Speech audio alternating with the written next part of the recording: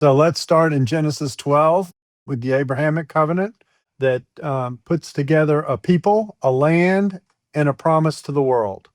So there are three parts to what's going on in Genesis 12. The formation of a people, Abraham's seed is what it's called.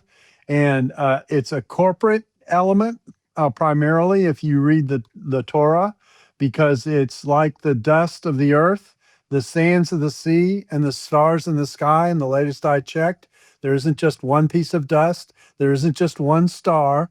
Okay. There are many elements that make up those pictures.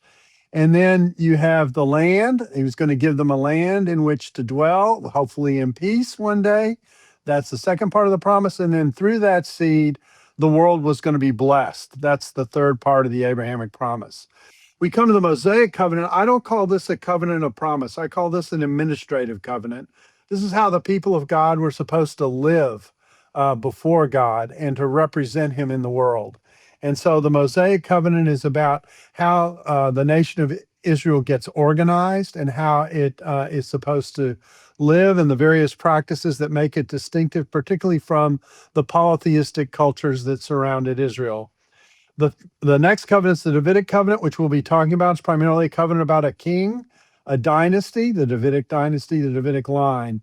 It eventually narrows in to an individual deliverer who comes out of the house of David. That comes later from Ezekiel 34 to 36, particularly 34:23 and following.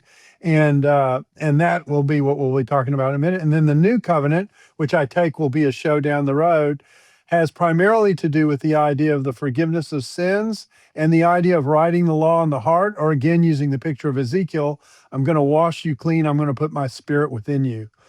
These are the covenants that God has committed himself to that are part of the program as he seeks to reach out and save the world, to reclaim that was lost. When Adam sinned, the world fell, became broken, fallen, and we now live in the chaos of that result, which we can actually track on a daily basis on the 10 o'clock news. Great. Wonderful overview. Thank you, Darrell.